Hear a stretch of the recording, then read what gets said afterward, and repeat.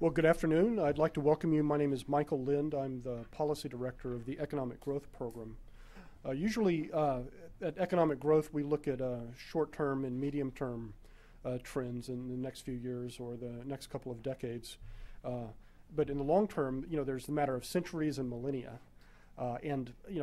Probably apart from natural resources, the single most important aspect of economic growth has to do with demography. If you look at the U.S. Census, in the year 2100, depending on the assumptions, the United States could have a population anywhere between slightly higher than it is now, 310 million, and more than 1 billion people. So that's kind of, 500, 600 million person room for error. And in areas from Social Security to infrastructure, you have to plan in these 30, 50, sometimes even 75, 80-year increments. So demography is a very important part of thinking about the future, not just of the economy, but of society.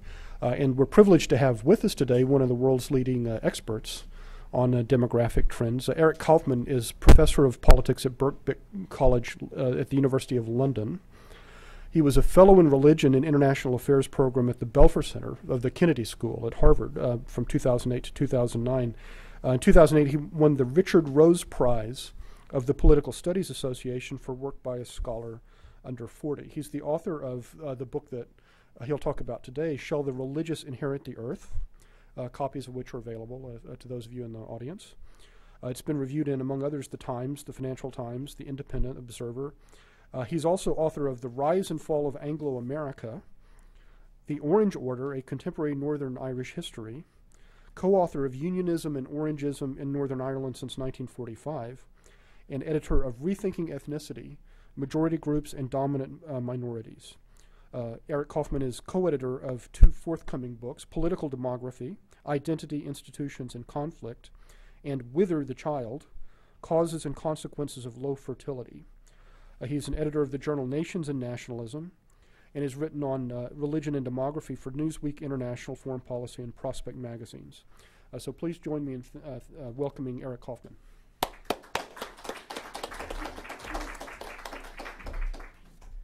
Thanks, Mike. And first of all, apologies, I don't have a British accent. I'm actually Canadian, but have wound up in London been there for over 15 years. I'd like to thank New America and especially Mike Lind for setting this up. A couple of, both Mike and Phil Longman, who's also here at New America and who are both quoted here, have influenced my thinking on this issue quite a bit and did pioneering work on this. I recall going out and getting Phil Longman's book, Empty Cradle, and some of his insights on the demography of religion, which I found quite interesting. And I've kind of tried to take a magnifying glass to that and develop it a little bit. And sort of blend it in with some of what we know about trends in the sociology and politics of religion worldwide. Now, first a word about political demography. Some of you may have heard Yogi Berra's saying it's tough to make predictions, especially about the future. But what demography allows you to do is to make better predictions, let's say, because it is the most predictable of the social sciences. So, for example, the 50-somethings of the 2050s have already been born, so we know something about their characteristics. Perhaps they're more Hispanic than the average. Perhaps they have different views than the average. It's not that things can't change, but in certain respects, demography gives you a good insight into what the future may hold socially and politically. So I just want to start with these two quotations from Mike and Phil. Phil wrote, what's the difference between, I think this is a great statistic, difference between Seattle and Salt Lake City. In Seattle, there are nearly 45% more dogs than children, and in Salt Lake City, 19% more kids than dogs. Or Mike makes the observation amongst white Americans that fertility differences reflect a gulf between the religious and the secular. Comparing again Utah, very conservative religious state, Republican voting, where there are 90 children for every 1,000 women, versus liberal democratic Vermont. And I'll show you in a minute. This is a study that confirms pretty well what Mike was saying, a study by demographer Ron Listaga in 2006, which shows us almost 80% correlation between the total fertility rate, which is the number of children a woman will bear in her lifetime for white women in a state, and the percentage vote for Bush. So you'll see Utah. See if this laser works. Yeah, so you can see Utah way out here with and Idaho, two Mormon-influenced states with very high total fertility rates and very strong Republican support. And then down here we have the New England states with very low European levels of fertility and very low support for Bush. So there's a link, it seems, and this is one of the links which I'm hoping to be able to flesh out here today. But at the same time, we also have to look at social trends and trends in the sociology of religion, which seem to be going the other way. Because if we take this argument that religious women have more children, we should expect the religious population, particularly the conservative religious population, to be increasing in different countries of the world. However, at the same time, we're hearing unprecedented news about the decline of religion. And here's a piece that came out quite recently. The headline reads, "Religion may become extinct in 9 nations, including Canada," where I'm from. The study says, and this is based on a mathematical model which using statistics on the decline of religious observance in these countries, and says, well, really what we're facing is secularization. And even in the United States, David Briggs, who's a very keen observer of religious trends in America, argues, drawing upon the work of people like Mark Chavez, says we have a tremendous rise in the number of young Americans who say they have no religion. Almost unprecedented. Robert Putnam makes the same argument. It's almost at European levels. And so perhaps the U.S. too is following in that path of secularization that people argue we see in Europe. So which is the story? Is it religious decline, or is it religious resurgence through demography? And that's kind of the question that I tried to answer in this book, is to say, let's look at the demographic forces which seem to be associated with rising religiosity and conservative religiosity, and on the other hand, look at secularization, which seems to be associated with decline, which is a different trajectory. Which one is more powerful if we're to look into the future? So which story is right? Now, I've got many slides here to do with the demography of religion in the U.S. to 2050 and the demography of the political parties in the U.S. and Islam in Europe and so forth. I'm not actually going to show you those now. We can look at them in the Q&A, just because of you may have heard the phrase "absolute PowerPoint corrupts absolutely." So I don't want to hit you with too many slides. What I want to do, what I want to start with then, is to begin in Israel, which I think is a paradigm case for what I'm talking about, which could be a model for what we might see in the future, in a couple of centuries, of course. And then I'll talk about the near term and medium term. But I'll start with Israel. In 2003, in an event which didn't make the headlines in the New York Times, but I think we might, in retrospect, see as very significant, Uri Lupoliansky became Jerusalem's first ultra-Orthodox mayor. Now, why is this important? Well, Lupoliansky succeeded for 2 reasons. One is the tremendous increase in the ultra-Orthodox population in Jerusalem, and secondly, because the ultra-Orthodox mobilized to the tune of 90% in terms of voting for Lupoliansky. So this combination of strong electoral cohesion plus population growth is what propels Lupoliansky into office. And I think, even though Lupoliansky subsequently lost, there's an inevitability there that we're going to see a dominance of the Jerusalem mayor's office, which can be compared to, for example, the Irish domination of the Chicago mayor's office, at least until the retirement of Mayor Daley. But anyway, this long dominance does seem to be in the cards. And really what's happened in Israel is truly remarkable. The rise of the ultra-Orthodox, not only in Israel but in the Jewish diaspora. This is a newspaper published out of London's ultra-Orthodox community, Jewish Tribune. And here this headline of several years ago says, "We are heading for a majority by 2050. And this is actually based upon research done in both Britain and the US, which shows that indeed based on present growth rates, the ultra-Orthodox will form a majority of observant Jews in Israel and the U.S. around 2050 or just a bit thereafter, based on the fact that currently the ultra-Orthodox make up 17% of British Jews. That's whereas on the other hand, 75% of births to observant Jews in Britain are ultra-Orthodox. It gives you an indication of the magnitude of the fertility advantage of the ultra-Orthodox over mainstream Jews. In Israel, now of course, Jews are a small part of the American and British populations, but in Israel, they're a bigger fish in a smaller pond, and so that means they're going to have a disproportionate impact.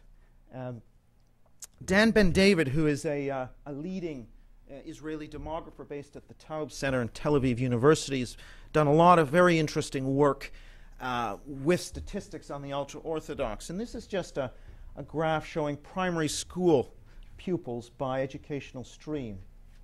The red graph here is, now this doesn't disaggregate between ultra-Orthodox Jews and Arab Israelis. Both of these groups are nominally anti-Zionist, have high unemployment, high welfare dependency, and don't serve in the military. So this is a concern for Israeli policymakers. And you can see that both of these groups combined made up only 15% of the Israeli primary school system in 1960.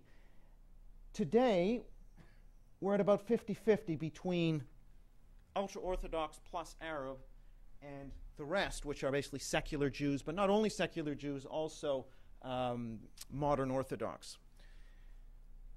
And by the time we get to 2040, that's expected to be pushing 80% of the primary school population. And from political demography, if we're to take that forward, these people are going to be hitting the electorate after a delay of about 10 years. And so what impact is this going to have on Israeli politics? And I can get into that. I'm not going to get into a lot of detail, but it will affect, for example, the peace process. It's also affecting the Israeli economy. And this is sort of a new issue which hasn't been brought to light, but it's interesting that Israel's economic growth rate really started to taper off after the early 1970s, much more so than in other OECD countries. And in fact, Israel's economic performance has lagged considerably. And one of the reasons which Ben David and others point to is, in fact, this very high dependent population that has low employment, poor economic performance, and also high welfare dependency, because the ultra-Orthodox men tend to study at yeshiva into their 40s and beyond. They don't tend to work. And so this tends to be a net drain on the Israeli economy. And recently, Bank of Israel Governor Stanley Fischer and a number of leading Israeli economists have warned that there could be a catastrophe in the Israeli economy within 10 years. So there could be a bankruptcy of the Israeli welfare state as a result of this, if something isn't done either to integrate the Haredim or the ultra-Orthodox into the mainstream. But of course, the ultra-Orthodox are strenuously resisting that because their ideal is one of the scholar society. But there are a couple of lessons then that we can draw from the Israeli case. I know it's an extreme case, but it's worth noting a couple of things. First of all, that demography can change society quite radically. And so demography can propel religious fundamentalism, can desecularize a society. So some of these assumptions that societies are inevitably moving in a secular, liberal direction, I think need to be questioned. I mean, the Israeli case clearly shows that this has not occurred. In fact, there's been movement in the other direction. Secondly, what happened in Israel in terms of birth rates is that the divide between rich and poor, educated and uneducated, in other words, the material drivers of family size, faded. And you can see that best with the Oriental Jews who came from North Africa and other parts of the Muslim world. And their birth rates actually came down to the European Jews level. However, what didn't come down were the birth rates of the ultra-Orthodox, whether they were European Jews or Oriental Jews. So it seems like those who made it a mission of theirs to resist the demographic transition, their birth rates did not come down. If anything, they went up. And so it's a shift from material to cultural drivers of fertility. And that's one of the reasons where, or one of the ways I'm going to try and connect the Israeli case to the rest of the world. Because in the rest of the world, we see the same phenomena. That is, culture is playing a much bigger role in determining family size than it had in the past. Something which is known in demography as second demographic transition theory. And this comes about for several reasons. And one of the most important is that with urbanization, you no longer have to have lots of kids to work the land. With contraception, you, in fact, can plan and control your family size. So a lot of the material forces which meant that you had to have a lot of kids. First of all, many died. You didn't have good medical care, so you had high infant mortality. You needed hands to work the land. You didn't have reliable contraception. Well, all of that's been largely taken care of. And so now family size becomes a choice. As Wolfgang Lutz, a well-known demographer, puts it, the link between sex and procreation has been broken. And so once family size becomes a choice rather than a necessity, this is where values come to play a bigger role. And that's why, and the research on this in all parts of the world show, the more modern a society, the bigger the cultural gap on fertility.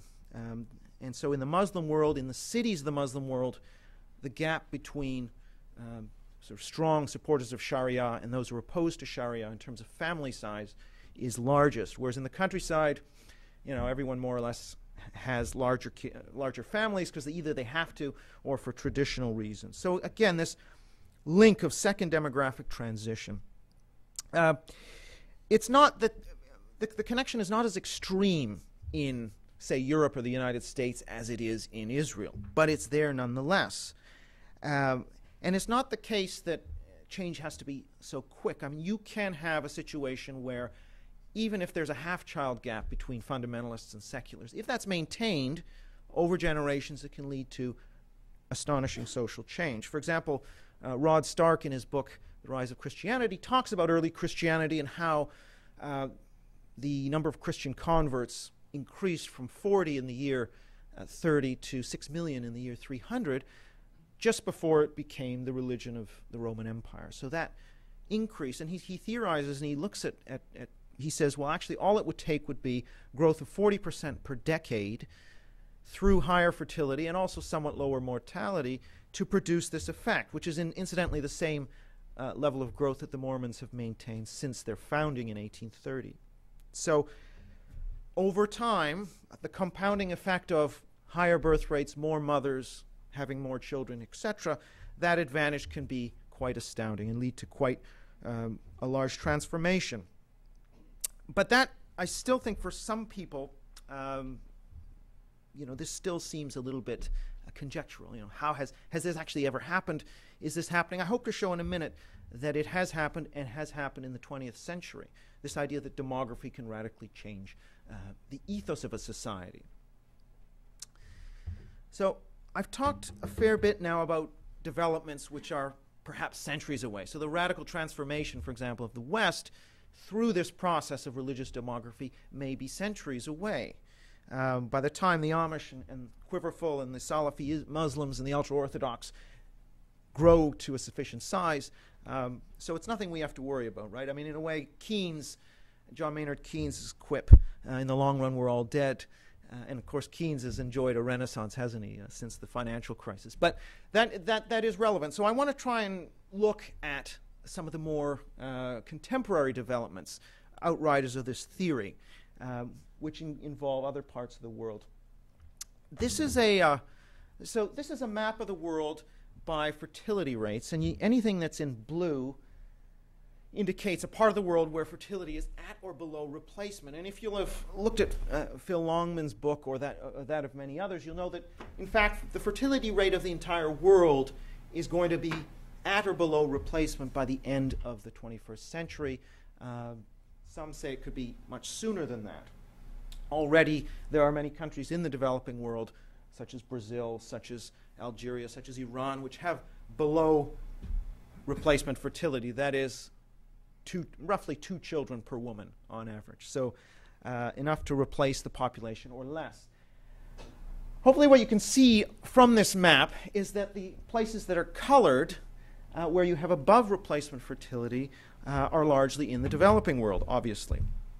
And we're entering, between now and 2050, onto the stage of a major and unprecedented demographic revolution in human history. Never before have humans voluntarily limited their fertility, which has led to population decline, and also the dissonance, the distinction between the parts of the world where you still have population explosion and the parts of the world where populations are aging and declining will reach its apogee, its maximum, in 2050. So we're in a phase now where the gap between the parts of the world that are aging and shrinking and the parts of the world that are growing, where there's still population explosion, is going to reach its peak.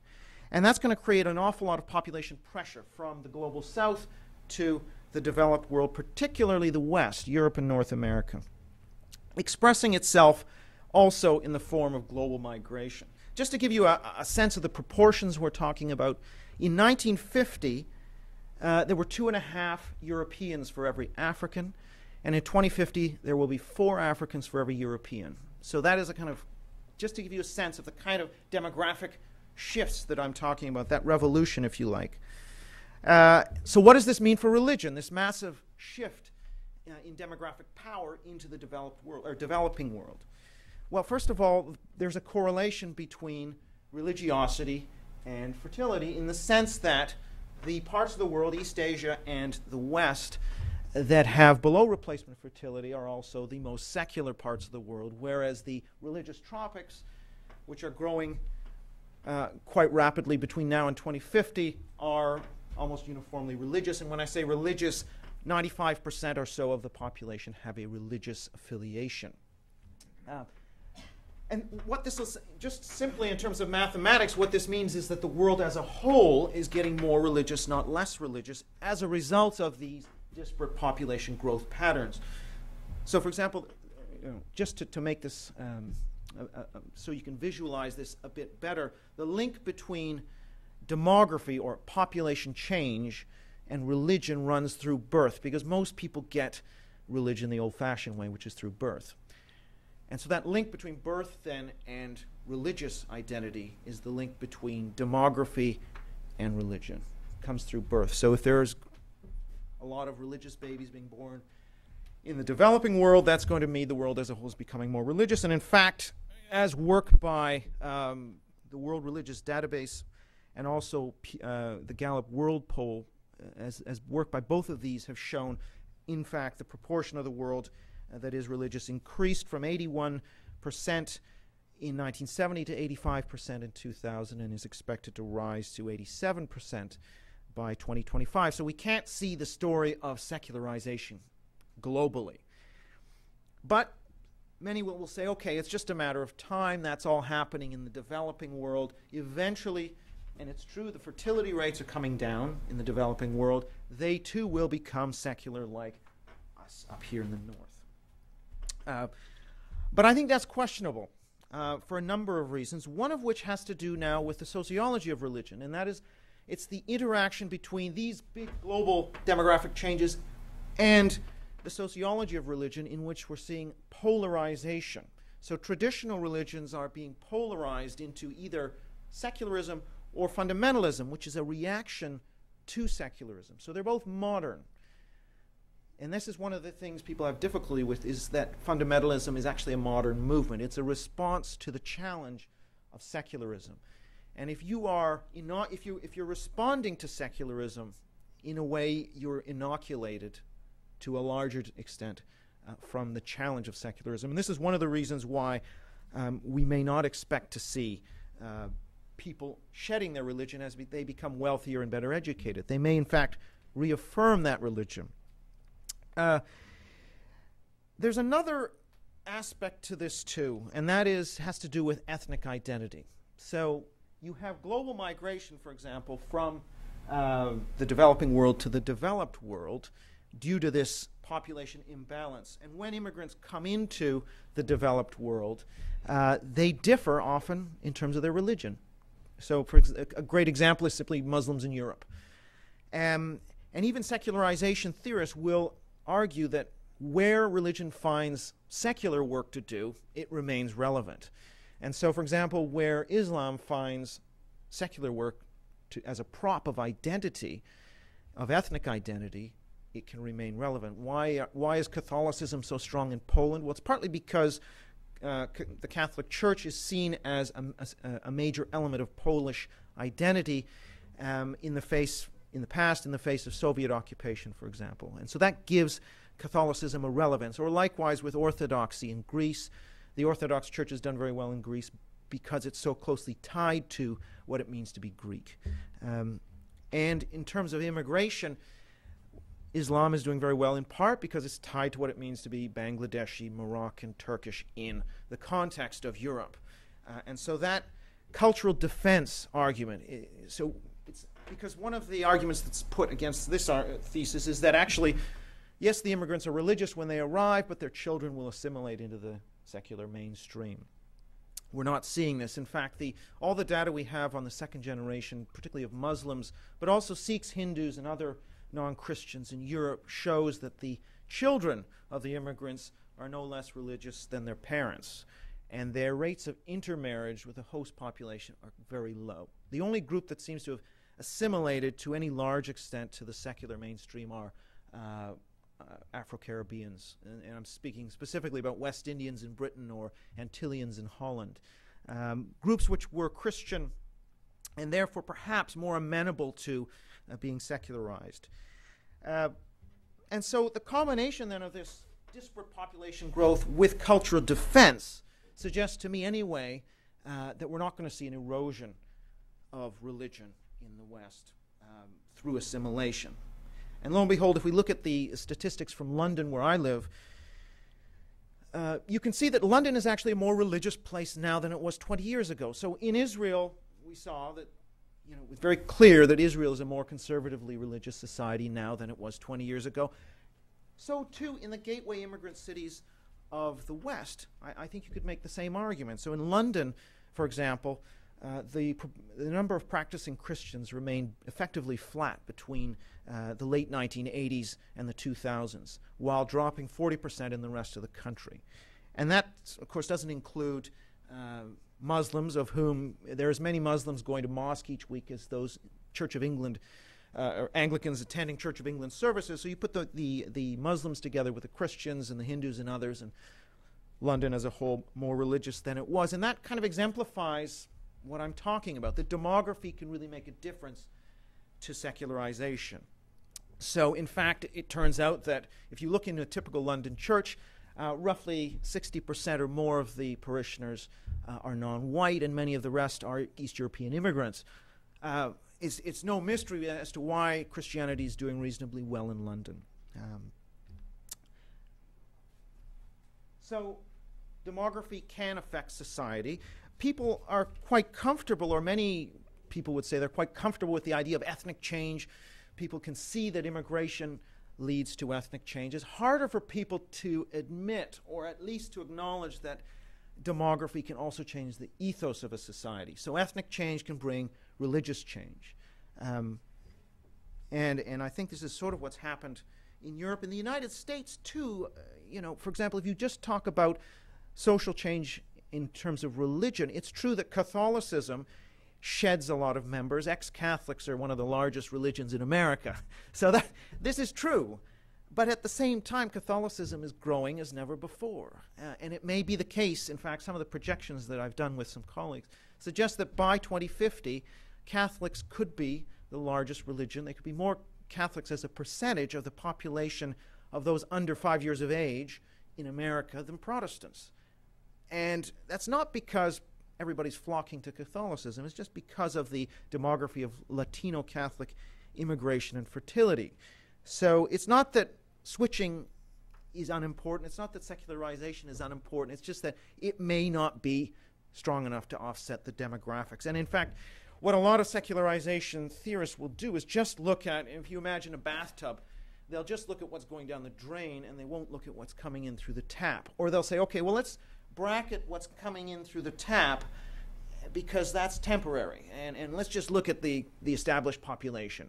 And this is what Steve Bruce does in Europe, for example, and says, okay, yes, there's immigrants, but let's just look at the host population. We can see they're becoming a lot more secular. But actually, I don't think you can do that. I think you always have to bear in mind there's a constant demographic flow. It's not going to go away. In fact, the way the ethnic makeup of London is going to be the ethnic makeup of Britain as a whole in 2050. So England and Wales will look like London does today. And as a result, I think that the religious picture in England as a whole is going to look like as London is today. So we have to constantly bear in mind that demography is not a one-off, but it's a constant process. And that's even if immigration stopped, because the Muslim population is much younger than that of the country as a whole. But still, I think there is a sense in which, and I'm a political scientist, and most of my colleagues do not like demography. They don't like the idea that something as crude and as animalistic as demography can change something as noble as the ethos of a society. But I think you can see, even in the 20th century, a number of cases where this has made a difference. If we take the Muslim world and the rise of Islamism post-1970, for example, why did this happen? And if you look at Gilles Kepel's work, there's no question that disillusionment with with Arabism and with non-aligned socialism plays an important role. But it's also true that the demography, this large-scale shift of population from the pious countryside into what had been quite secular cities like Tehran and Algiers, Cairo, etc. So the shift of population, of this religious population, into relatively secular centers in some way overwhelmed those centers, in some way created a constituency that could then be mobilized when the winds shifted away from Arab nationalism towards Islamism. So in the same thing, I think you could argue for the United States, the growth of evangelical Protestantism amongst white Americans, work by Mike Hout, Andrew Greeley, and Melissa Wild in 2001, a famous article, tried to explain how it was the case that amongst white American Protestants born in 1900, barely more than a third were fundamentalist or evangelical. This is a term that's used by the General Social Survey. But conservative Protestants, whereas by the time we get to white Americans born in 1975, it's a majority. It's in fact almost two-thirds of white Protestants that are fundamentalists or evangelical. And in fact, they explain this as the outcome not so much of Episcopalians flocking to the Southern Baptists, but actually of demography. That is, a one-child advantage of conservative over liberal Protestants maintained through much of the 20th century accounts for 3/4 of this development. So that, too, then becomes important when this now is a much larger constituency, and then it's mobilized by Reagan in the 1980s. So that, too, I think exemplifies this idea that demographics can change society, can change religion.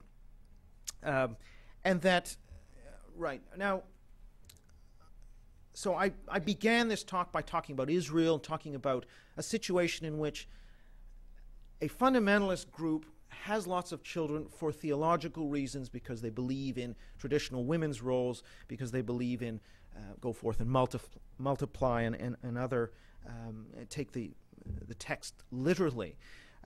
In this case, when I talk about the rise of evangelicals, the rise of Islamism, it's more indirect. The effect is more indirect, and similarly with immigrants. They have lots of children more because they're poorer than average and less well-educated. And so you could argue this is a temporary effect, and in fact, people like Ron Engelhardt and Pippa Norris make that argument. They say, well, in the long run, the supply of these religious immigrants to the secular parts of the world will dry up. It'll eventually dry up, and then we'll get the world as a whole becoming less religious instead of becoming more religious, as they acknowledge it is already becoming. But again, I would say that in that very long run, that is when some of the dynamics I talked about with regard to the ultra-Orthodox in Israel, by then these closed, world-denying fundamentalist sects with their high rates of reproduction will become a factor in 2 centuries. The Amish and the Salafi Islam and perhaps the neo-fundamentalist Protestants will be a bigger force, partly because world population as a whole will be declining.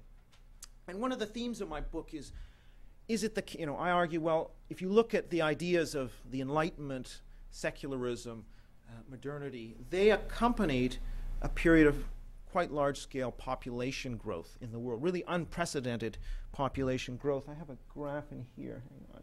No, I'm not going to be able to get to this, sorry. But anyway, so the ideas that accompany the great explosion of world population post-1700, I don't think it's clear that those are going to be the same ideas that accompany the flattening and eventual decline of world population. And in fact, as John Gray has elegantly written, there's nothing that's etched in stone that we're inevitably moving towards a more secular, liberal, quote-unquote, end of history type scenario. In fact, something quite different could occur. We could be entering a phase that is more religiously conservative. I'm happy to talk about the politics of this. I mean, some have said, well, it's one thing to talk about Israel, where you have a relatively homogeneous Jewish population, or a Muslim country like Algeria or Egypt, where you have a relatively strong religious majority. But what about a country like the U.S. or in Western Europe, where it'll be a mishmash of Muslims and Catholics and Protestants and Hindus and various different religious groups? How are we going to see the same kind of religious politics playing out? And I would just say that on particular issues, religious fundamentalists have been quite good at cooperating across lines of faith and ethnicity. You can see that. You can see it in Britain. You can see it even in the United States. If you think about, for example, Proposition 8 in California in 2008, that was really a combined effort from Latino Catholics, evangelicals, Mormons, African-American Protestants. They all came together on that issue of concern to them. So it is possible for these groups to come together on issues of concern to them. And likewise, even globally, in the 1990s, there was a real concerted effort to combat the women's reproductive rights agenda, the women's equality agenda, and family planning. And this was an effort that was coordinated by, by the Vatican in combination with evangelicals and Mormon groups, as well as both Sunni fundamentalists and Iranian Shiite mullahs. So you actually had this quite remarkable constellation coming together where the interests converge. So it's not the case that just because you have a diverse society you won't get convergence. I'm going to end it now just to say that the gist of what I'm saying is that because of global demographic trends, not only is continued and eventual world secularization unlikely, but I think as we pass through population decline and what will effectively be a kind of population bottleneck until we get the next increase in population, I think this is going to amplify the influence of religion, particularly religious fundamentalism. I'll leave it there.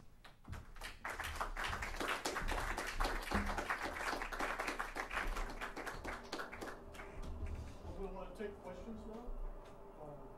Questions from the audience? So provocative, right here in the middle. I was going to maybe show slides in response. Is that possible? Okay, thanks. Okay. Could you speak a bit about China, a-religious, low fertility rates, and 1/7 of the world's population, and whether that has an impact or not? Yeah, China is an interesting case. I didn't really look as much at the outside the Abrahamic world, but if you look at China, you notice a few things. One is that fertility is exceptionally low, obviously.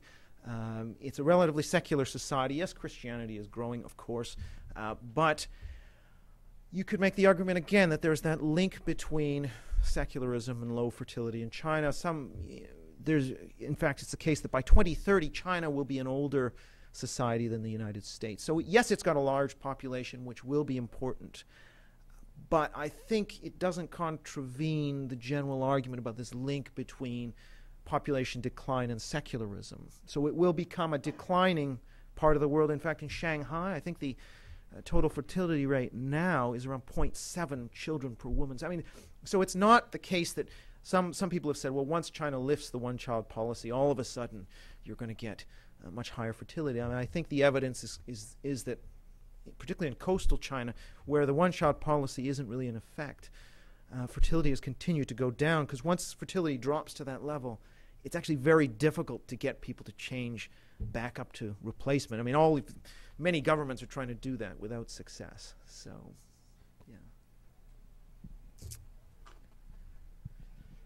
What about modern communications? Does that tend to break down fundamentalism in favor of secularism? Modern, you mean such as the internet or satellite TV? Arab Spring. Well, the Arab Spring, I mean, I have my own views on the Arab Spring, but I mean, in terms of modern communication technologies, I think it can go either way. You can see where, for example, modern communications can link ultra-Orthodox followers of particular rabbis together globally. It can link Salafi Muslims into a network globally. So it can do that. It can also spread the secular message. I've never been a believer in this medium is the message stuff, which my countryman Marshall McLuhan trotted out in the 1960s. I actually don't think the medium makes much difference. I think it's the message really that counts. So I wouldn't argue that global communications would skew it either way. Yeah.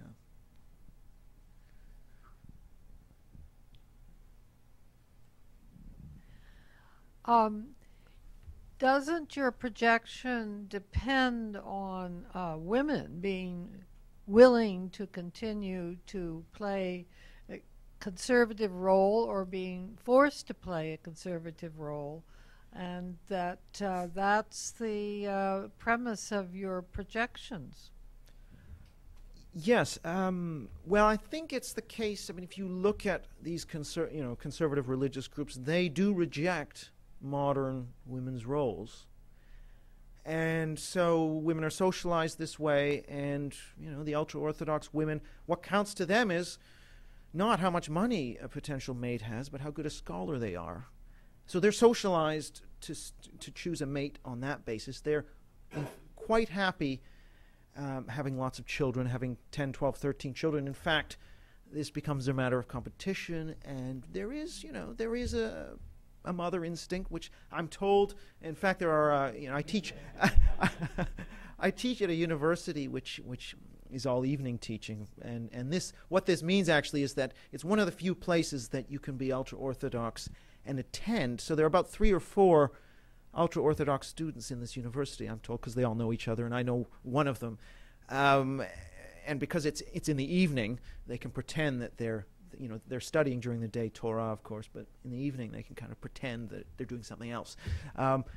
But no, their argument is really that women are quite content. There isn't a lot of agitation to be modern women. So I'm not convinced that it's inevitable that women are going to demand the right to go out and work. I think it seems to be a relatively sustainable model. So.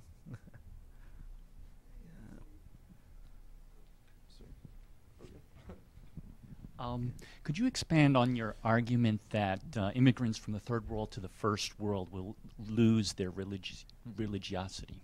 It seems counterintuitive, and as one gets richer, better educated, right? So, you mean that expand. they won't? What's your data that would argue right in your here we go. favor? Okay. Let me just show you a little bit of data here. Hang on this. Okay, this is one set of surveys that were done in Britain. There's a lot of data there, but I'll try and point you through it. Just as a kind of, I'm basing a lot of this on ethnic minority surveys, also a little bit on longitudinal surveys of targeted at minority populations. But what you see are different patterns. So here in Britain, these bricked up bars are the second generation, the British-born. In this case, brown refers to, here we're talking about Bangladeshis and Pakistanis. This is Afro-Caribbeans, and this is East European. And the solid line is the first generation. And this is in terms of attendance at worship. You can see the Bangladeshi and Pakistani Muslim first and second generations at exactly the same level there of almost 40% weekly attendance at services. And in terms of retention of religious practice, I mean, there's a slight decline, but it's still extremely high. I mean, this is an ambiguous type of question. But what that's suggesting is that there's very little secularization or religious decline between the first and second generation. And actually, if you look at questions to do with, should people attend Muslim religious schools, should women wear the veil, Sharia law, in those sorts of questions, the under 35 Muslims in Europe are actually more conservative than the over 55s. So the parents might not have worn the veil, the children wear the veil or want to. So there's quite powerful evidence that there's been this, that the second generation is retaining the religion. Sorry, just a contrast here with the Afro-Caribbean, where the first generation, 50% are attending typically church, often Pentecostal or Anglican or Catholic, whereas the second generation much less. And that's partly reflecting high intermarriage. So the particularly West Indian population is intermarried roughly, I guess of every 2 marriages involving a black Caribbean, 1 is with a white. So that, whereas for Muslims, South Asians, it's much less than 10%. And that's a similar thing in Germany. An exception, the only country that's really an exception in Europe is France, because of a very peculiar origin of its Muslim population from Algeria. And a lot of those people were Berbers who have a history of conflict with the state. So they're in some way anti-Islamist already. And so they're easier to, they're more amenable to being secularized, whereas it's not the case for those in the rest of Western Europe. I could talk about intermarriage rates, which basically bear out similar types of relationships, very low intermarriage amongst Muslim ethnic groups. And actually, this is misleading. It's less than 10% intermarriage, because this includes people who are of other Muslim sects, like the Ahmadis and others. So.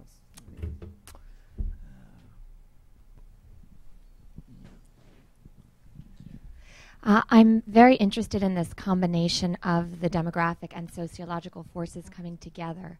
And what I'm wondering is, assuming that demographic forces are inexorably pushing, religious fundamentalism to become a majority in many countries, what then will be the sociological impact on those groups of being the majority? With, the major secular threat removed, what will happen will sort of paradoxically more secularization suddenly start to occur? Yeah. Or will there be, with a common enemy removed, will there possibly be much more religious fighting between extremist groups and religious wars? I mean, sort of what have you thought through about those issues? Yeah, this is quite an interesting question. I want to clarify one thing, though, is that in the sort of medium term, in terms of religious immigration, that's not actually leading to a rise of fundamentalism. It's leading to religious stability. It's desecularizing. But actually, the religion of, say, Pakistani and Bangladeshi Muslims in Britain is not Salafism. It's not sort of fundamentalist. So it's just, what its meaning is simply that religion is holding its own or growing. It's only in the longer term time frame of several centuries that the sort of ultra-Orthodox, neo-fundamentalists, etc., that they will have a larger share of the population. Now, it's a good question. Well, what is going to happen as such groups increase, as the ultra-Orthodox, for example, increase? Are they going to become more realistic? I think so. I mean, I think when a group takes power, you can see this in Iran. The Shia regime, the revolutionary regime, takes power and then begins to realize, well, actually, if we don't do something to control fertility, we're going to be facing revolutionary pressures, high unemployment, and that's going to threaten our regime. So because they actually had their hands on the levers of power, they then had to take some action, and so they managed to get the right fatwas that would back up family planning. And actually, it turns out it's not so hard to do in Islam, because it's not so, you can find passages, just as you can in all religions, that would justify some family planning. So I think, paradoxically, it would moderate some of those tendencies which are stronger in opposition.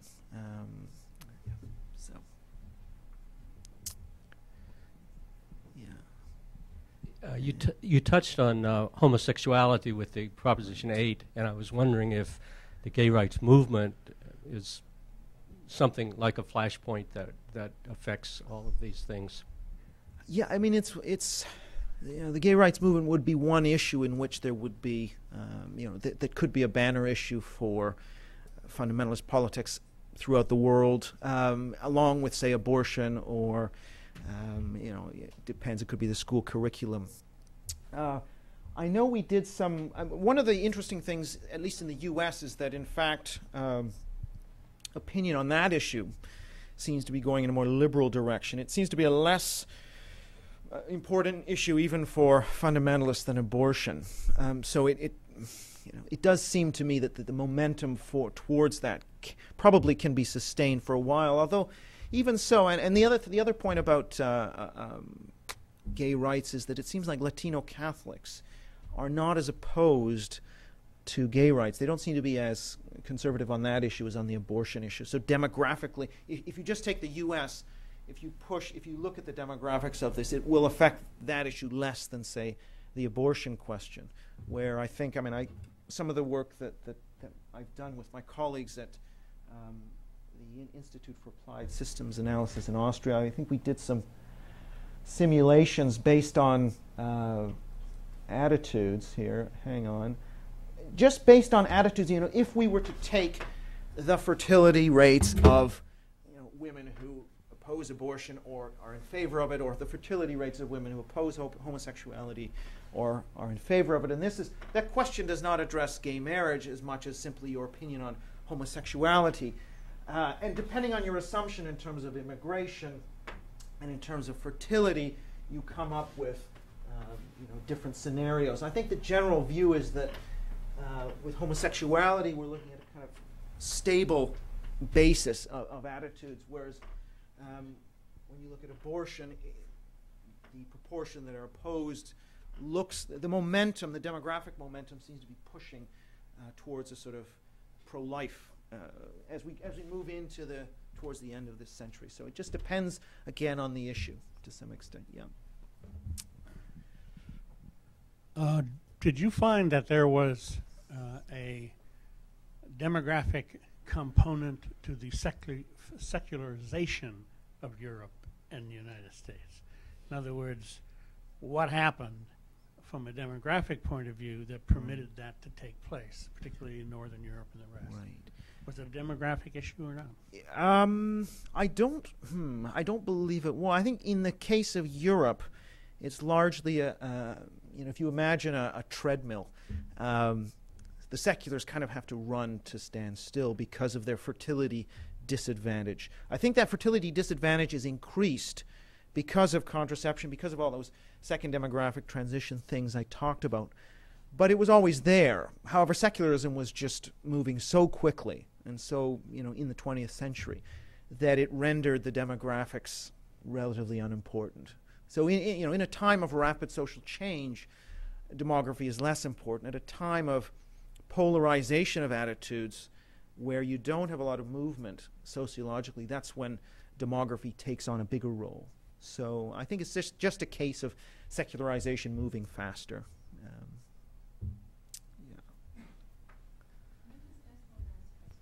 Right. What role do you see economics playing in what you're proposing? Because I'm thinking if people, say for instance in the United States and the Latinos that you mentioned, if they are not economically empowered, how much are they going to be driven to having more children or to even be more religious? Yeah. Well, I'm relatively skeptical of the argument that ties religion to being poor or less educated. I think, however, that there is a relationship in terms of being poor or less well educated and having larger families. So to the extent that the Latinos do not rise up the economic ladder, then their fertility will fall more slowly and will remain higher. So it's about, I think in 2006 it was about 2.84 was the average number of children per woman, compared to 2.08 for the U.S. average. So it's quite a significant advantage. But I think it's going to decline, but you're right, if they aren't empowered, then it'll decline more slowly, and so the knock-on effect in terms of the maintenance of Catholic religiosity will be correspondingly higher in that regard. So, yeah. Okay, so last question? Thank you very much. This is obviously an immense and very complex subject, and the issue of causality is an important one. For example, if you take the case of Israel, I don't think that the high birth rate among Palestinians is a religious one, but it's more a political one. Right. And similarly for the ultra-Orthodox, you could find some reasons that are not totally economic. You cited the case of Iran, where most people consider that to be a rather religious society, but they have a rather low birth rate due to national policy.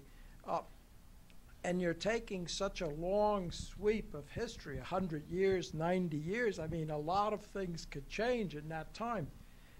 Western Europeans, Christians, could become more defensive and concerned about the fact that maybe they're diminishing as a percent, and become, encouraged to have more children and so on. And this, similarly for Mormons, who are a small percentage of the population and so on. Yeah, I mean, you're right. I mean, demography, it isn't destiny. It's one part of the picture, and other things can change. I'm not saying that there is a portion of demography that is automatic, which is the aging of, the young people today are going to be, the 50-somethings of the 2050s have already been born. So to some degree, we know that Britain will become a more Muslim society, Europe as a whole, some of the religious trends I mentioned. But you're right, of course, there could be, maybe there'll be a big change in the Muslim world as a result of the Arab Spring, and there'll be a theological shift, and all of a sudden they'll start behaving like Afro-Caribbeans and assimilating in large numbers. That's all possible. There's no question about it. But I just think the working assumption has to be, or at least that I'm basing this on, is this link between population change and religion. Yeah. You said you had your own thoughts about the Arab Spring. Okay. You have to share them. Well, what my thoughts about the Arab Spring are that I think that if you looked at surveys of people in the Muslim world, there was no link between their degree, the strength of their, say, support for Sharia or of Islamism, and their support for democracy. So you had a large number of people who were quite strongly conservative Islamists and quite strongly democratic. And so I think this is an issue that really binds together strong Islamists and more secular-oriented people. However, I think looking demographically, the young part of the population is the part of the population that gravitated to Islamism more strongly, and I don't think that's changed as a result of this. And so I think we should expect to see the influence of Islamism continue to grow. That would be or at least remain at its current level. Well, the other thing you mentioned that we can't let go is, without further elaboration, is the quiverful movement. Right. If you'd explain that. Yeah, so the quiverful movement, and I think I have a slide here, which could be, sorry, where am I here? Hang on. Yeah, so this is a movement, I don't know whether you've heard of it, and these may be the sort of incipient Haredim of neo-fundamentalism in America. I know people have different views on this, but this is a movement, and this is based on a passage here. Children are a heritage of the Lord, and the fruit of the womb is his reward. Happy is the man that hath his quiver full of them. And this is the passage that this group looks to justify its position on family planning. And so their view is that God should be the family planner, and therefore you have as many children as you can. In fact, there have been known to be quiverful churches where women get together, and women who can't have more than, say, 4 children think they have, think that they haven't been chosen by the Lord, and they see this as very traumatic. And quiverful movement leaders talk about a 200-year plan for domination. simply through higher birth rates. As everybody else's birth rate declines, they think that in 2 centuries, as long as they manage to keep the children in the fold and with high birth rates, they should be able to sort of re-evangelize or the nation. And actually what I've argued is actually that kind of a model is the most successful model in a Western secular society, to have high boundaries against the secular culture and grow your own is a more effective growth strategy in the West than to be evangelizing and proselytizing, because through that process of opening up to the surrounding society, you often lose as many as you gain. Whereas this method of erecting walls and growing your own seems to actually produce some of the fastest growing religions in America. The Amish are actually one of the fastest growing religions in the United States. It's not Pentecostalism. It's not these many megachurches. It's actually groups that consistently double in population over, say, 25, 30-year period in a country where perhaps birth rates have gone down or where the population may even begin to decline. So anyway, I'll leave it there. Well, Dr. Kaufman, we will invite you back in 200 years for an update. Please join me in thanking Eric Kaufman. Thanks. His book is Shall the Religious Inherit the Earth? And for those of you here, the copies are on sale if you're interested in following up. Thank you.